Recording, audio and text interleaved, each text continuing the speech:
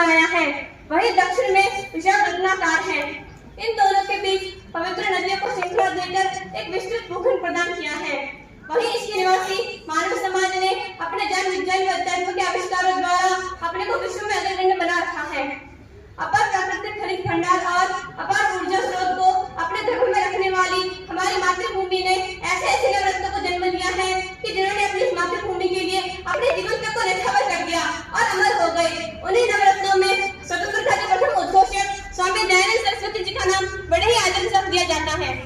जिस समय स्वामी दयानंद जी समाज सुधार एवं वेद प्रचार के क्षेत्र में सक्रिय हुए, उस समय स्त्रियों को देहहीन दृष्टि से देखा जाता था, उन्हें पैरों की जूती समझा जाता था और नरक का द्वार समझा जाता था। तभी करुणा के अवतार देव दयानंद जी से नारियों की यह दुर्दशा देखी न गई और उन्होंने स्त्री दशा को सुधार कर समाज में सम्मानजनक स्थान दिलाया।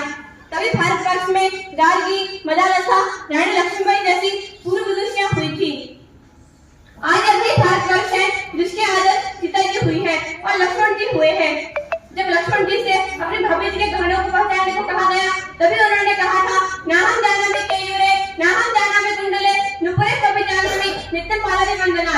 अर्थात न तो मैं बाजूबंदों को जानता हूँ और न ही कुंडलों को जानता हूँ, नुपुर को जानता हूँ, वो भी नित्य विवाह करने से कि यह भाभी जी के ही है। पहले यह आदर्श था हमारे भारतवर्ष का, और जैसे भारतवर्ष में नारी जाति के साथ हर 20 मिनट पर पुस्तक होते हैं, कहाँ गई हमारी सभ्यता, कहाँ गए हमारा आदर्श। अब हम बात करते हैं गरीबी की।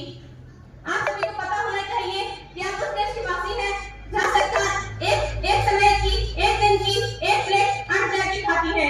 तो हम गरीब नहीं होंगे तो क्या होंगे? भूखमरी से लोग मरेंगे नहीं तो क्या होगा? हमें अपने स्वास्थ्य के लिए नहीं, अभी तो प्राण के लिए जीना चाहिए। किसी ने ठीक ही कहा है, सूरज हमें रोशनी देता, वायु नया जीवन देती है। सूरज हमें रोशनी देता, वायु नया जीवन देती है। हम सबकी भूख मिटाने को धरती पर होती खेती है, हम सबकी भूख मिटाने को धरती पर होती खेती है। तपस्वी तरवर से हम पढ़े कुछ करना सीखे, देश हमें देता है सब कुछ, हम भी तो कुछ देना सीखे, हम भी तो कुछ देना सीखे।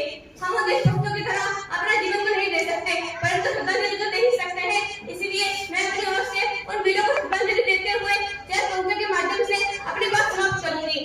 हिंदू